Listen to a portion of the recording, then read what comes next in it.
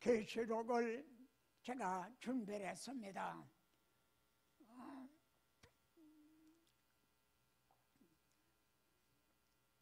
계시록을 우선 한눈에 파악해 보도록요.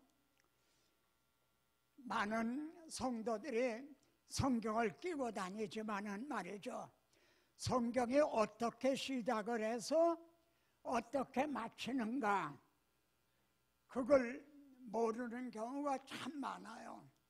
그래서 계시록을 통해서요,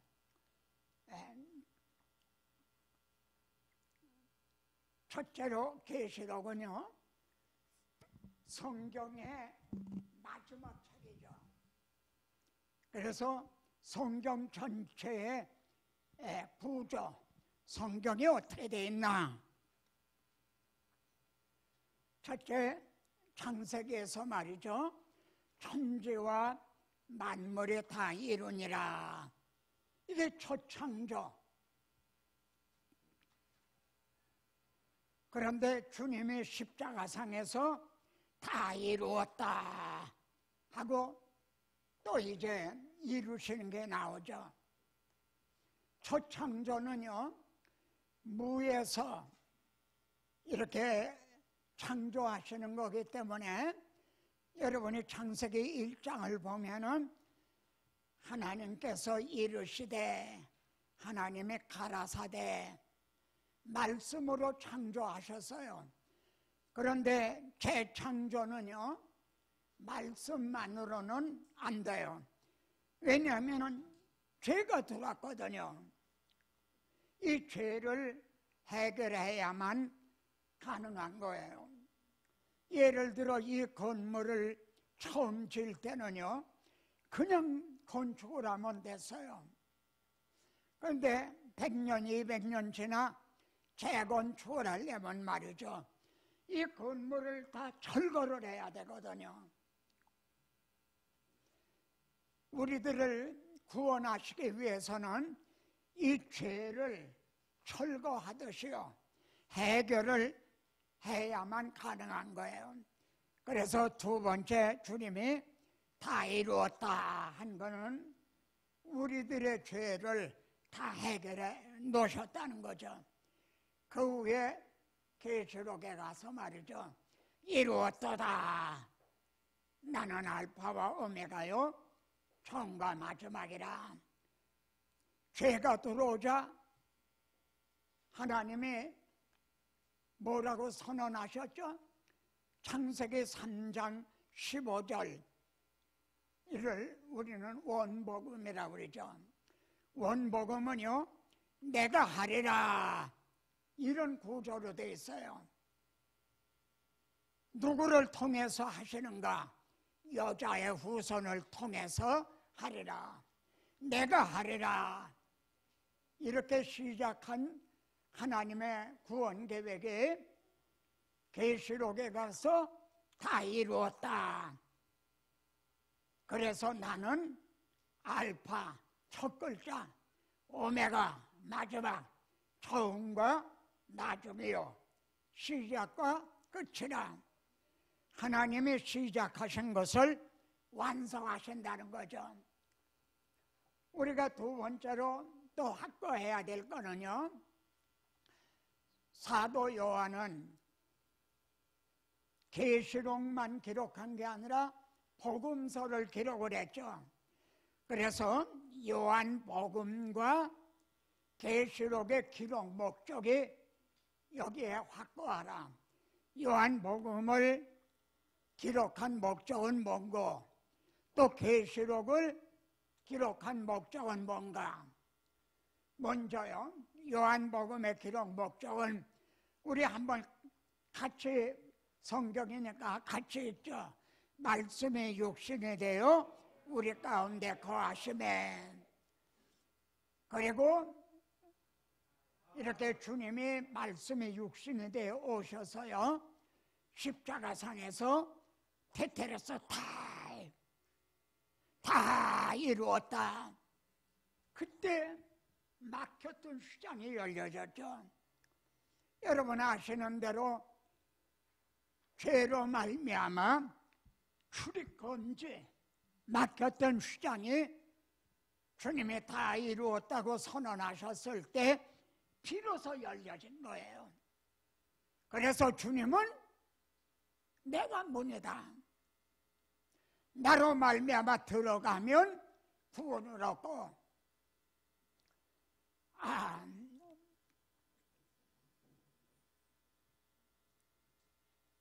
그리고 이렇게 말씀이 육신이 되어 오셔서 다 이루었다, 이루어 놓으신 복음, 이것을 기록하는 가문, 기록하는 목적은 예수께서 누구요?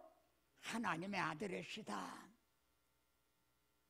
그분이 우리를 위해서 뭘 해주셨는가? 다 이루었다.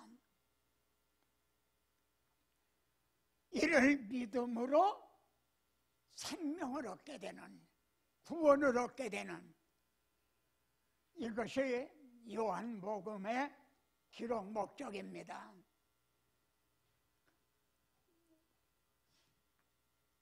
자, 그러면은 계시록의 기록 목적은 뭔가요? 주님께서 7 교회를 향해서요, 이기는 자는 이겨라, 이겨라, 이렇게 말씀을 합니다. 그러면은 누가 이기는가? 세상을 이기는 승리는 이것이니 우리의 믿음이라. 믿음으로 이긴다는 거예요. 뭘 믿음으로 이기는 거죠? 주님께서 다 이루었다, 이루어 놓으신 거, 그걸 믿음으로 구원을 얻는 거예요. 주님은요, 너희가 세상에서 환난을 당하나 담대하라, 내가 세상을 이겼노라. 예를 들어서 다윗이 골리앗을 물리쳤죠. 그러자 그와 같이요, 우리 주님이 이겨놓으신 그 싸움을 하는 거예요. 우리는 우리 대장 주님께서 이겨놓으신 그 싸움을 하는 거다. 이걸 믿음이다. 이걸 믿음으로 세상을 이긴다는 거죠. 계시록엔 말이죠, 성도가 13번이나 등장합니다. 성도들의 인내가 여기 있나니 곧 믿음을 지키는 자니라. 그러니까요, 잘 보세요. 요한복음은 믿고 구원을 얻어라. 이게 요한복음의 기록 목적이라 할 수 있어요. 요한복음은 믿고 구원을 얻어라. 그러면 계시록은요, 너희 믿음으로 이겨라, 믿음을 지켜라, 이거예요.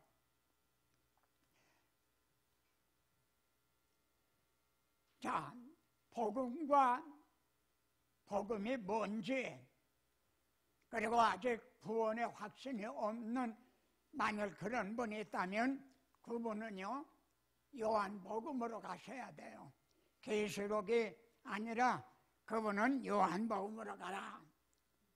자, 3번째로요, 계시록을 주신 하나님의 의도는 뭔가? 요한은 지금 환난 중에 있죠. 그래서 반모라고 하는 섬에 귀양사료를 하고 있어요. 환난 중에 귀양사료를 하고 있다. 그런 요한에게 말이죠, 요한을 크고 높은 산으로 데리고 올라가신 거예요. 그리고 하나님께로부터 내려오는 거룩한 성 예루살렘을 보여주시는 거예요. 그러면 어떤 의도일까요? 현재는 고난이지만 장래는 영광이라는 거, 이걸 기록을 해서 교회에다가 보내라는 거죠. 교회를 위로하고 격려하고 용기를 주고,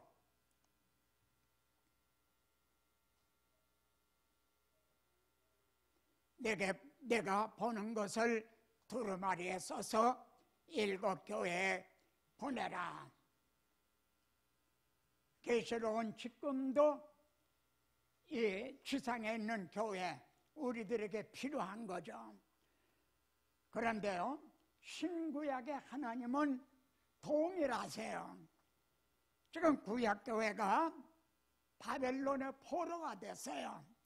된지 25째 해, 25년이 되는 해예요. 70년이 돼야 바벨론에서 돌아가게 해주신다고 그랬죠. 그러니까 환란의 한 가운데 있는 거예요. 이런 환란 중에 있을 때 말이죠, 하나님이 선지자 에스겔을요, 환상 중에 말이죠, 높은 산으로 또 데려가시는 거예요. 신구약의 하나님의 마음이 동일하시다. 거기에 성읍 같은, 새 예루살렘 성읍 같은 형상을 보여주신 거예요. 한번 같이 읽죠. 내가 내게 보이는 이것을 첫째 눈으로 보고, 두 번째 귀로 들으며, 세 번째 마음으로 생각할지어다. 다시 한번 눈으로 보고 귀로 들으며 마음으로 생각할지어다. 여러분, 지금도요, 제가 증언하는 이 계시록을 눈으로 보고 귀로 듣고, 그리고 여러분의 마음에 간직하시기 바랍니다. 내가 이것을 내게 보이려고 이리로 데려가 왔나니. 근데 그 다음에는요, 너는 본 것을 다 이스라엘 족속에게 전할지니라. 아까 계시록도 그랬죠. 요한에게 이걸 기록을 해서 7 교회에다가 보내라. 그러니까 현재는 고난이지만 장래는 영광이다. 자, 그러면은 계시록의 말이죠, 전체적인 구조, 우리들이 이런 얘기를 하죠. 나무는 보고 숲은 보지 못한다. 우리 한국교회 성도들이 말이죠, 성경에 단편적인 지식은 많아요. 그러나 성경 전체에 대한 계시록 전체 구조가 어떻게 되어 있는가? 첫째 2, 3장에는요, 이기는 자는 이렇게 7 교회를 향해 말씀을 합니다. 그리고 마지막 21장 여기에 가서는요, 이기는 자는 이것들을 상속으로 받으리라, 이렇게 말씀을 해요. 그러면 그 사이에 있는 말씀은 뭘까요? 누구와 싸워서 어떻게 하는 게 이기는 거냐, 이 내용이에요. 계시록의 전체적인 구조를 여러분 파악하게 되셨습니까? 우리의 대적은 누군가, 그리고 어떻게 하는 게 이기는 건가? 자, 그러면은 우리가 싸워야 할 대적은 누군가?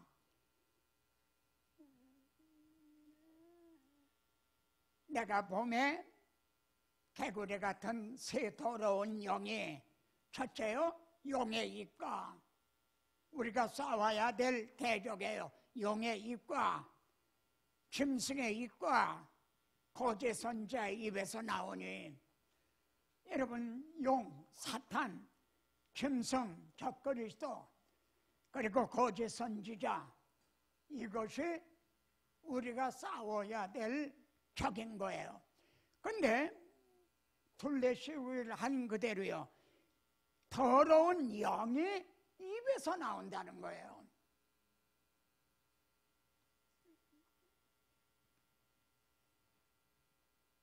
그러면은 우리들은 어떻게 이걸 이길 수가 있는가? 우리 형제들이 어린 양의 피와 그럽니다. 여러분, 어린 양의 피와 그러면 뭐예요? 십자가 복음인 거죠. 십자가 복음으로 이기는 거예요. 그걸 증언하는 말씀으로서 그들을 이겼으니 십자가 복음을 증언을 하는 것, 이게 선한 싸움인 거예요. 그러므로 영적 싸움은요, 뭘 가지고 하는 거예요? 선요? 입으로 하는 증언의 싸움이에요. 입으로. 여기에서도 입이 입과 입에서 나오잖아요. 입으로 하는 증언의 싸움인데요, 입에서 진리가 나오느냐, 비진리가 나오느냐, 진리와 비진리의 싸움이에요. 그리고 말씀과 함께 성령이 역사하시느냐, 악령이 역사하느냐. 여러분, 이단에 빠진 사람들이 돌아오기가 어려운 거예요. 말로만 미혹을 받은 게 아니에요. 그들에게는 악령이 역사를 한 거예요. 그러니까 영적 싸움은 입으로 하는 증언의 싸움이요, 진리와 비진리의 싸움이요, 성령과 악령의 싸움이다. 이제 이기는 비결이 무엇인가? 아마 이제 확보하게 됩니다. 다음은요, 계시록에는 4 기둥이 있어요. 기둥. 첫째, 보좌라는 말, 하나님 보좌가 44번. 그리고 오늘 찬양에도 많이 나온 어린 양이 30번이나 나와요. 이게 2 기둥이에요. 그리고 성령이 13번, 교회가 20번이 나와요. 이게 4 기둥이에요. 계시록의 4 기둥. 자, 그러면은 보좌와 어린 양은 우리들에게 뭘 해주셨는가? 같이 읽어봐요. 큰 소리로 외쳐 가로되 구원하심이 보좌에 앉으신 우리 하나님과 어린 양에 있도다. 우리의 구원은 보좌에 앉으신 하나님이 자기 아들을 세상 죄를 지고 가는 어린 양으로 삼으셔서 구원해 주신 거예요. 그래서 다 이루었다 하셨죠. 그런데 다 이루어 놓으신 것을 세상 사람들이 안단 말인가? 자기 지혜로 안단 말인가? 그래서요, 성령이 교회에 임하신 거예요. 성령께서 오순절에 교회에 오신 거죠. 오셔서는 오라 오라 오라, 컴컴, 중문으로는 라이 라이. 분명합니까? 보좌에 앉으신 우리 하나님이 자기의 독생자를 통해 이루어 놓으신 복음을 사도행전 1장에서는 승천하시죠, 주님이. 그 다음에 2장에서 성령님이 강림을 하시죠. 임무 교대가 이루어지는 거죠.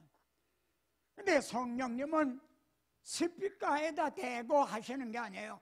성령이 너희에게 임하시면 여러분에게 임하셔서 여러분의 입을 통해서 증언하게 하시는 거예요.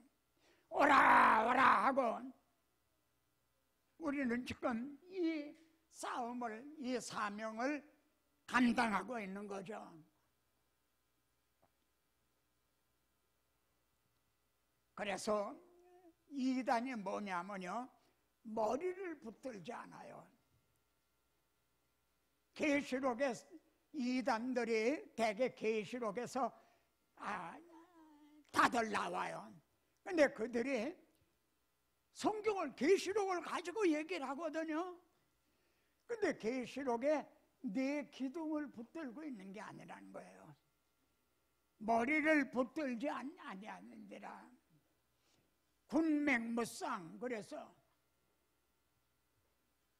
맹인들이 말이죠, 코끼리 구경을 간 거예요. 근데 어떤 맹인은 코를 만져본 거예요. 또 어떤 맹인은 다리를 만져본 거예요. 어떤 맹인은 꼬랑지를 만져본 거예요. 그리고 서로 싸우는 거예요.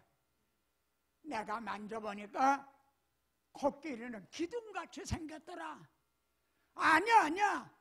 내가 분명히 만져봤더니 큰 구렁이 같이 생겼더라. 여러분, 성경에 이러저러한 부분들이 있지만 머리를 붙들지 않는지라 계시록에 내 기둥을 붙잡게 되시기를 바랍니다. 아멘. 자, 우리의 구원은 누가 어떻게 이루어 주신 것이죠? 보좌 위에 4장입니다. 4장에 보좌가 나와요. 보좌 위에 앉으신 이가 있는데, 5장에는 어린 양이 서 있는데 일찍 죽임을 당한 것 같더라. 4장에 보좌에 앉으신 우리 하나님이 5장에 등장하는 어린 양을 통해서요, 어린 양의 죽음, 대속을 통해서 이루어 주신 거예요.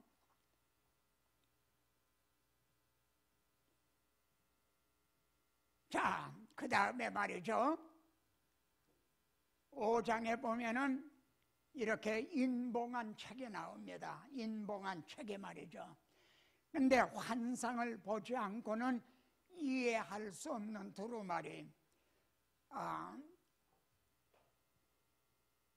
요엘서 2장 그리고 사도행전 2장에 보면은 성령이 임하시면 너희가 환상을 보고 꿈을 꾸리라, 이런 말씀들이 나오잖아요. 여러분, 요한계시록을 이해하기 위해서는요, 어떤 면에서 환상을 봐야 돼요. 요한계시록을 문자적으로만 이해하려고 그러면은 미궁에 빠져요. 환상을 봐야. 한번 보세요.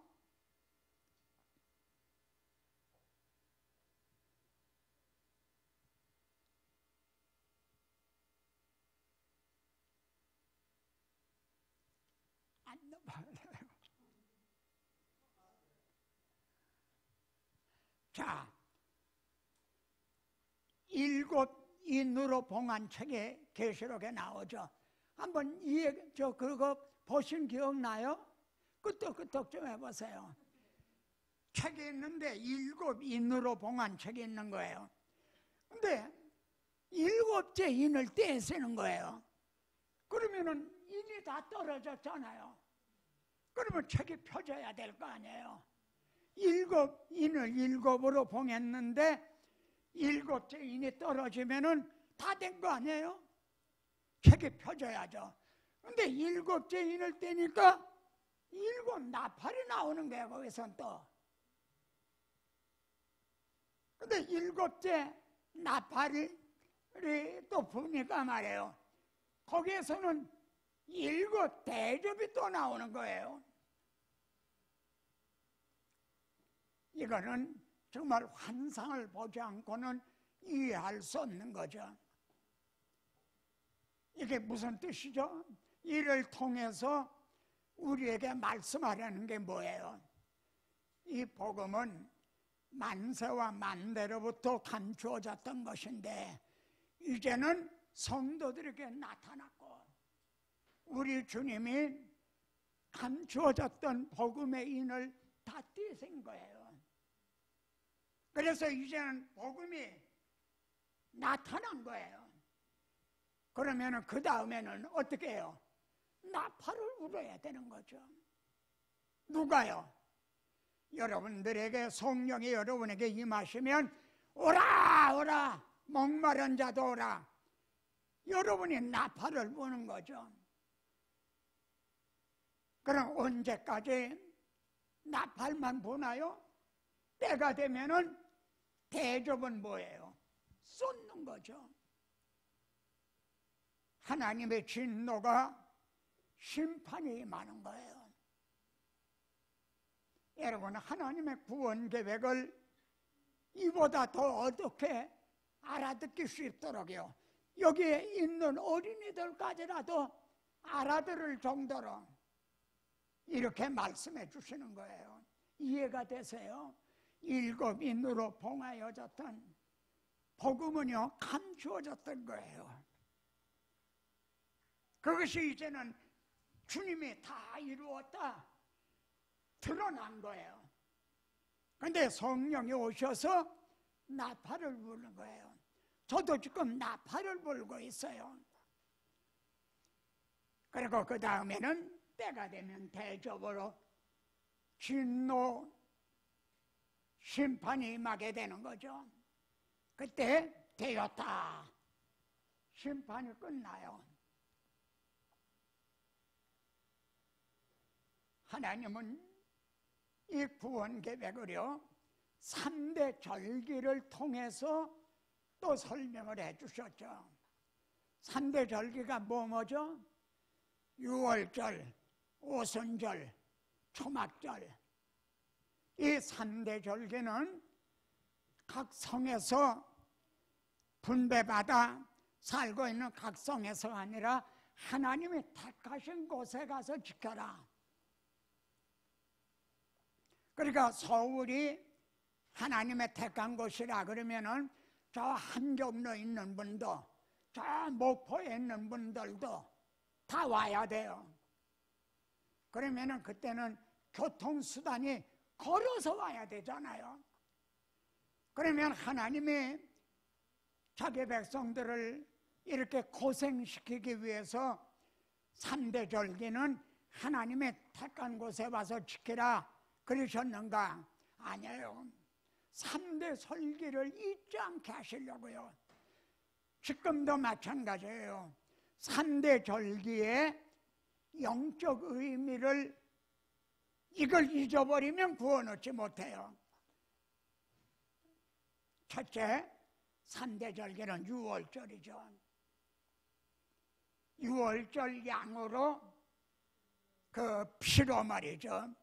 내가 그 피를 유월절 그 양의 피를 볼 때에 내가 너를 넘어서 가리라.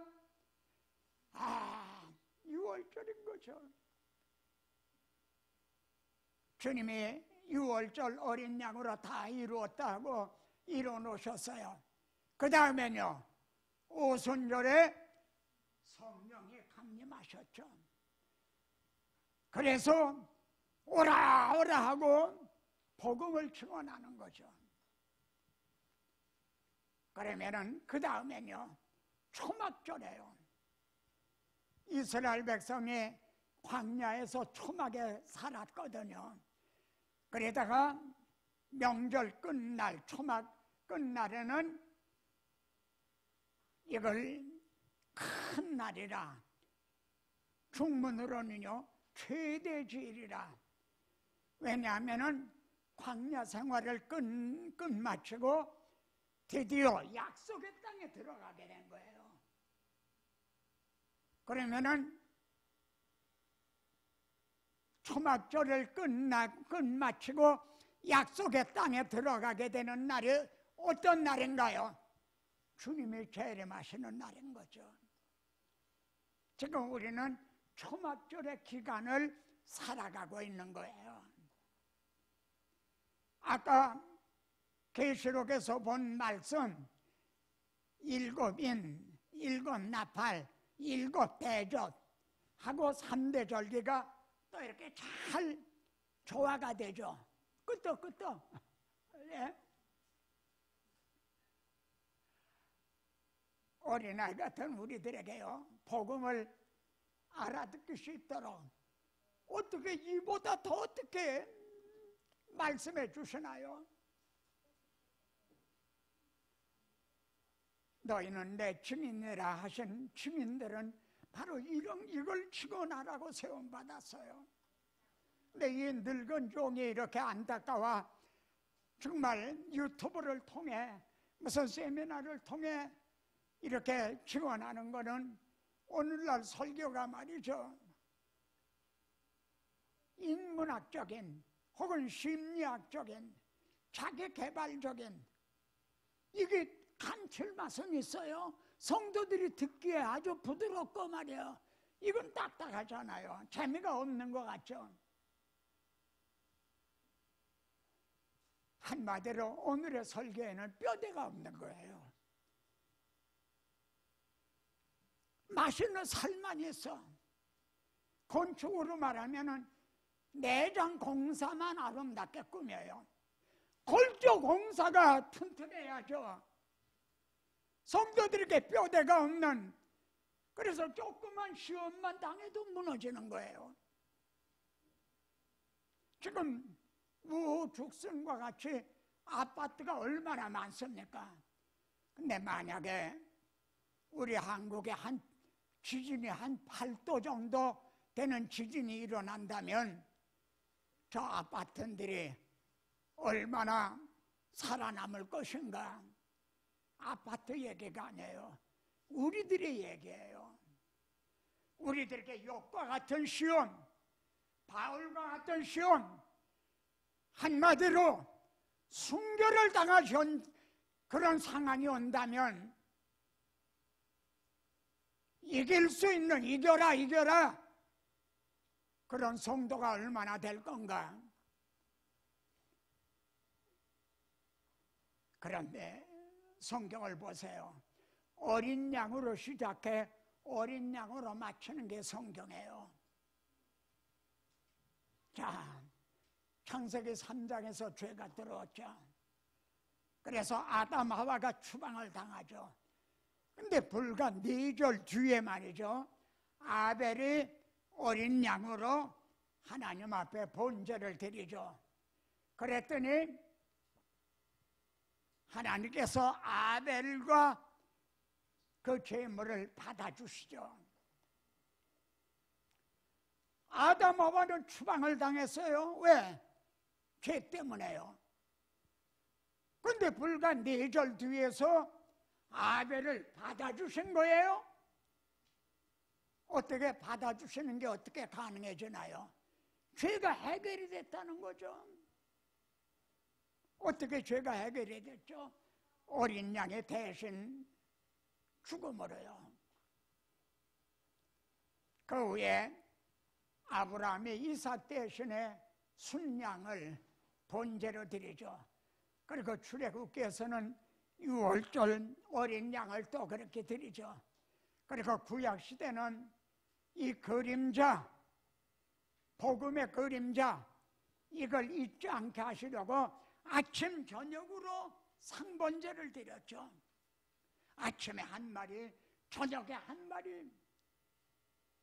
우리 주님의 은혜교회 표어처럼요, 날마다 자기 자신에게 복음을 전해라. 이게 상번제 정신이죠. 언제까지요? 보라! 세상 죄를 지고 가는 하나님의 어린 양이로다. 실체가 오시기까지요.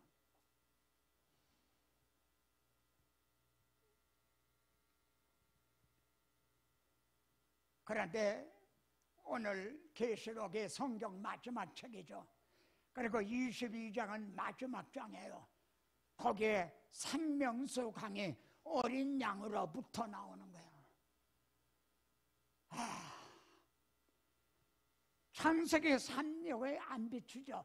창세기 3장에서 죄가 들어오자 4장에서 즉시 어린 양으로 시작을 해서 성경 마지막 책, 마지막 장, 거기까지 어린 양으로 연결됐어요.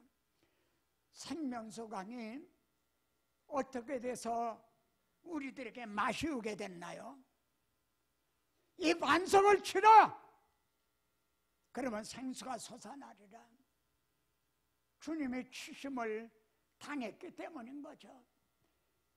22장 3절에서도 다시 저주가 없으리니 주님이 우리 대신 저주를 담당하심으로요. 이처럼 우리에게 주어진 성경은요, 창세기 4장으로부터 계시록 22장까지 어린 양으로 시작해 어린 양으로 마치고 있어요. 모든 성도가 그리고 모든 증인들이 이 한 가지만이라도 좀 명심하자는 거죠.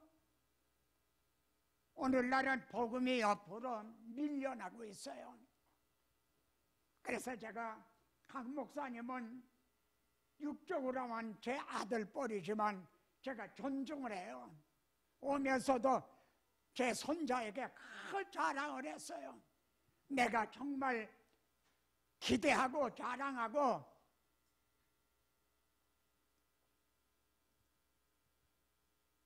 구약시대에 제사를 드리라는 제사 의식은요, 죄가 들어오지 않았어도 그렇게 번제를 드리고 그래라요. 그 번제가 구약시대의 제물이 누구에 대한 그림자인가요? 그러면요, 어린 양의 죽음이 우리에게 뭘 행해 주셨는가? 두 가지. 계시록에서 어린 양이 살아있는 어린 양이 아니라 일찍 죽임을 당한 것 같더라. 아벨은 양의 첫 새끼와 기름으로 드렸더니 첫째로요, 받아주셨어요. 나는 보조하여도 영접하실 터이니 받아주셨어요. 아담 하와는요, 추방을 당했어요. 근데 불과 4절 뒤에 받아주셨어요. 왜 추방을 당했나요? 죄 때문에요.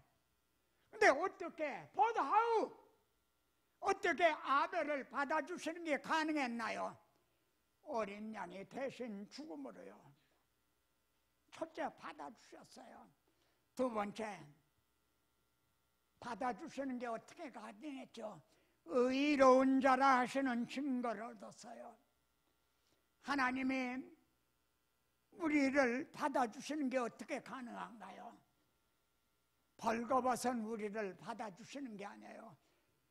여러분에게 의롭다고 여겨주신 아담 하와에게 가죽옷을 지어 입히시니라. 하나님은 자기 아들을 십자가에 못 박아 가죽을 벗기듯 그의 구속으로 말미암아 여러분에게 의의 옷을 입혀주신 거예요. 그래서 받아주시는 게 가능해졌어요. 두 가지. 의롭다고 여겨주시고 그래서 여러분을 받아주시는. 그러므로 아벨이 양의 첫 새끼를 드렸다는 표면적으로는 양의 첫 새끼였지만 이면적으로는요, 하나님의 어린 양의 죽이심으로 받다가 여겨주신 거죠. 같이 한번 보세요. 시편 50편 시작. 내가 수소의 고기를 먹으며 염소의 피를 마시겠느냐? 이건 우상이나 하는 거죠. 구약시대 그 많은 제물들이라는 거, 그건 예수 그리스도에 대한 그림자였죠. 의로운 자라는 증거와 받아주신. 여러분 계시록의 시제에 또 확보하시기 바랍니다. 이제도 계시고 전에도 계셨고 장차 오실 이시며. 뭐가 맨 앞에 있어요? 이제도 계시다는 거예요. 여러분 충문 성경 보면요, 전에도 계셨고 이제도 계시고 장차 오실 자라, 충문 성경이 그렇게 되어 있어요. 그랬더니 그 목회자 중에 한 분이 이런 얘기를 해요. 목사님, 요즘 새로 나온 책에는 이걸 다시 개정을 했습니다. 이제도 계시고, 이게 먼저예요. 계시록에 등장하는 모든 사건은요, 이제도 있는 사건이에요. 옛날 과거적인 사건도 아니고 주님 재림하시기 직전에 되어질 그 일만도 아니고, 우리 주님은 이제도 계세요. 사탄도, 적그리스도도, 거짓 선지자도 이제도 있어요.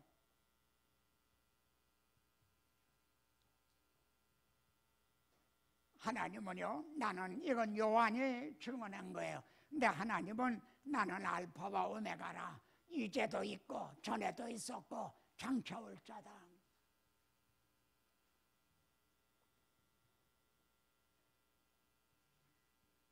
영문 성경에 이렇게 돼 있어요.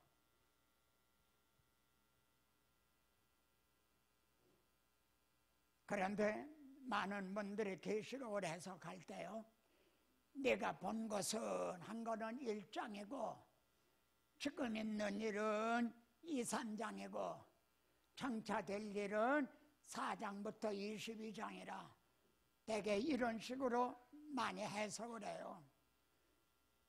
그렇다면은 초대교회 성도들, 아니 모든 2000년 동안에 그분들에겐 계시록이 전혀 상관이 없는 게 되잖아요.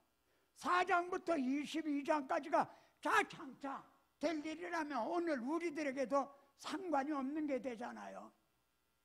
아니에요. 지금도 용과 짐승과 적그리스도는 지금도 있어요. 이리로 올라오라 하는 말씀이 4장 1절에 나와요. 이걸 교회가 휴거가 되는 거다, 이렇게 해석을 해요. 그래서 교회라는 말이 다시는 22장까지 다시는 등장하지 않는다. 저는 반론을 제기합니다. 성도라는 말이 13번이나 나와요. 성도의 인내가 여기 있나니 지금 성도들이 인내를 하고 있어. 그럼 이게 교회 아닌가요? 교회가 건물인가요? 계시록에 성도가 13번, 그분들은 고난 중에도 믿음을 지키느라 인내라고 선한 싸움을 싸워요. 그래, 이게 교회가 아닌가요?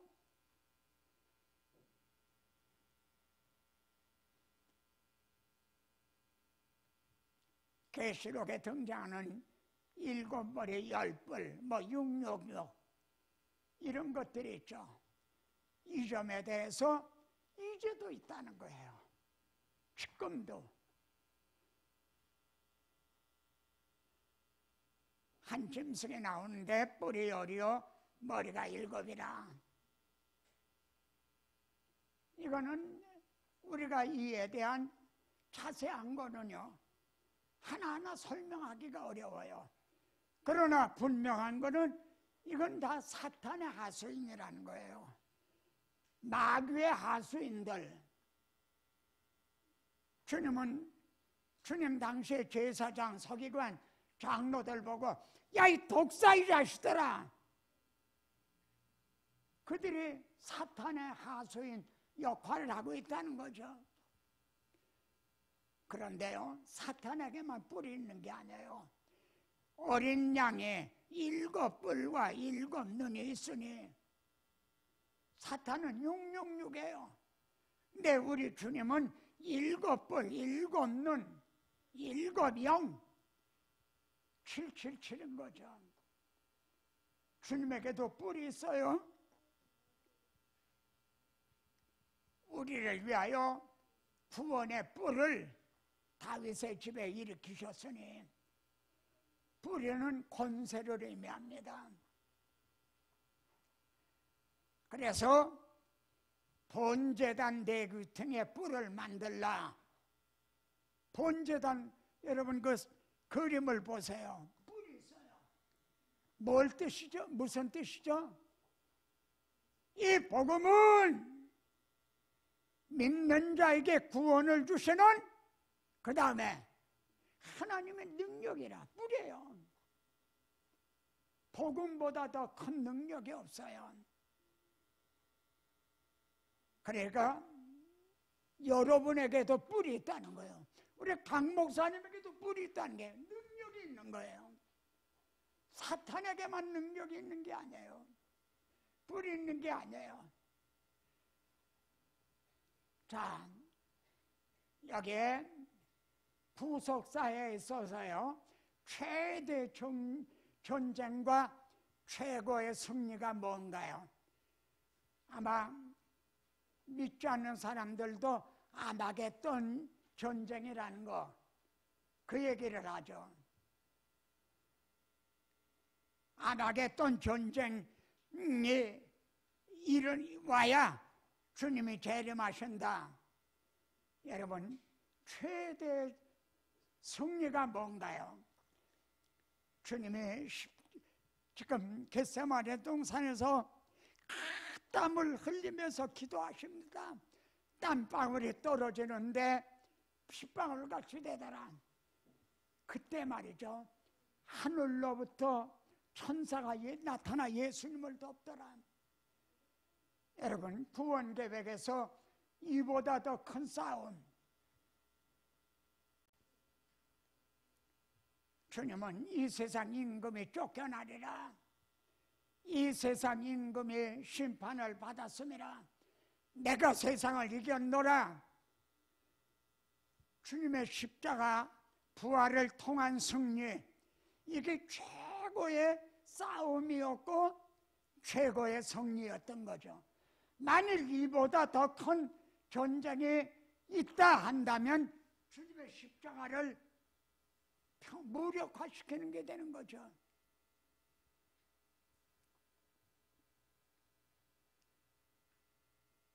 주님은 내가 도적같이 오리니, 아마겟돈 전쟁이 끝난 후에 오리니 그러시질 않아요. 저는 지금 오늘이냐 내일이냐 사실 그러잖아요. 이런 나이죠. 그런데도 저는 지금도 내 생전에 주님이 오시지 않을까, 나는 그걸 포기하고 있잖아요. 왜냐하면요, 두 가지 근거에서요. 하나는 하나님께서 아브라함에게 메시아 언약을 해주신 후에 무려 2000년 후에 그 예언이 언약의 성취가 돼서 주님이 초림을 하셨어요. 그런데 주님께서 내가 너희를 영접하러 다시 오겠다 약속하고 가신 지 2000년이 됐어요. 그러니까 이를 믿는 자라면은 주님이 저 문 앞에 와 계시구나, 이걸 믿게 되죠. 또 하나는요, 인자의 임함은 노아의 때와 같고 롯의 때와 같으리니, 징조를 말씀했어요. 여러분, 오늘 우리들이 살아가는 시대는요, 노아 때 아무리 그들이 부패했어도 지금보다는 나을 거다. 풍선을 불자 후 점점 커져요. 하다 뻥 터지는 거예요. 노아 때 세상에 죄가 가득했다. 그때 터졌어요. 여러분, 지금 우리 시대는 죄악에 가득해서요, 터질 직전에 있어요.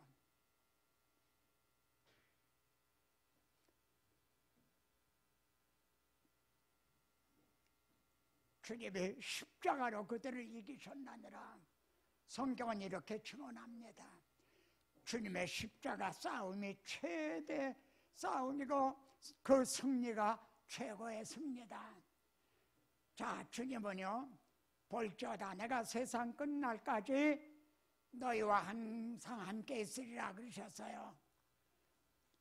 그러면은 세상 끝날까지 우리와 함께 계시는 주님은 내 옆에 계시나요? 내 안에만 계시나요? 우리와 함께 싸워주시는 주님이에요. 보세요. 어린 양과 더불어 싸우려니와 그 언젠가 좁힐 때까지 주와 함께, 그때까지 주님 우리들을 왜 싸워주세요?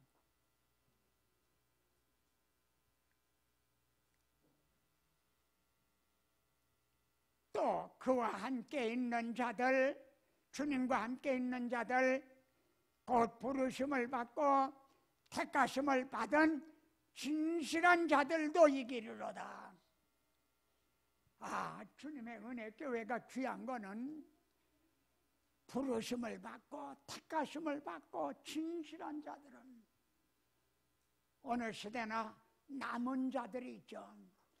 그러니까 다시요, 세상 끝날까지 너희와 항상 함께 있으리라 하는 말씀은 꼬다는 보리자루처럼 내 옆에 계시다는 거 아니에요. 나와 함께 싸워주신다는 거예요. 마지막 말입니다. 너의 담대함을 버리지 말라. 예수 그리스도는 어제나 오늘이나 영원토록 동일하시다. 너희를 인도하는 자들을 생각하며 그들의 믿음을 본받으라. 여러분, 세상 끝날까지 너희와 항상 함께 있겠다 하신 주님은요, 어제나 오늘이나 영원토록 동일하시다. 바울과 함께 계셨던 주님, 제가 중국 가면 저를 유바울이라고 그럽니다. 저와 함께 계십니다. 바울과 함께 계셨던 주님, 우리 강 목사님과 함께 계십니다. 바울과 함께 계셨던 주님, 여러분과 함께 계십니다. 문제는 바울에게 있었던 믿음이 내게 있느냐. 그래서 그들의 믿음을 본받으라. 이게 문제입니다.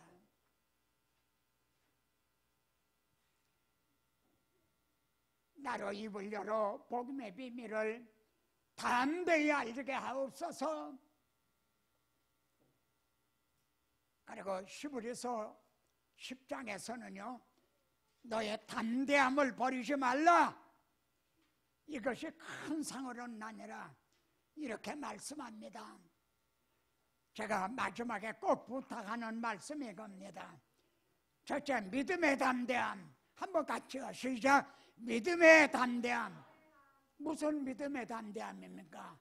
바울과 함께 하셨던 주님이 지금 나와 함께 하신다는 그 믿음의 담대함. 두 번째는요, 말씀의 담대함.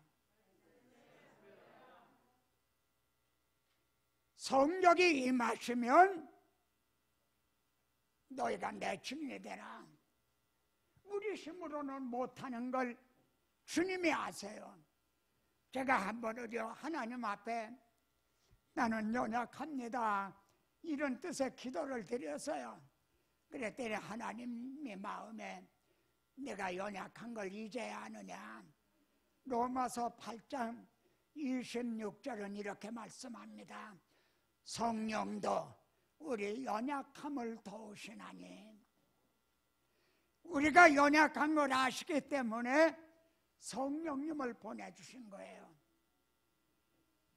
우리 힘으로는 할 수 없는 걸 아시기 때문에 성령이 임하시면 그때 내 증인이 되라. 성령과 함께 증언한다는 말씀의 담대함, 전도의 담대함. 세 번째는요, 기도의 담대함.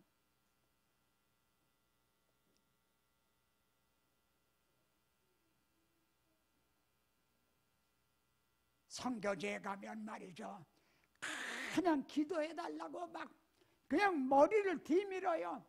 그냥 기도해 달라고. 여러분 그런 분 있으면 나오세요. 조금 기도해 드릴게. 아니에요. 기도의 담대함이 뭡니까? 주님이 다 이루었다 하실 때 휘장이 열려졌죠. 휘장이 막혔다는 건 오프 리밋, 출입금지예요. 근데 열려졌어요.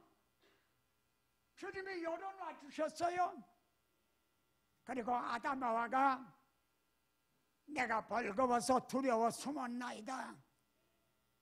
그들에게 가죽 옷을 지어 입혀 주었죠. 우리들에게 의의 옷을 입혀 주었어요. 그래서 여러분이나 저나 이 의의 옷을 입고 주님이 열어놓으신 휘장을 통과해서 어디로요? 은혜 보좌 앞에 담대히 나아갈지니라.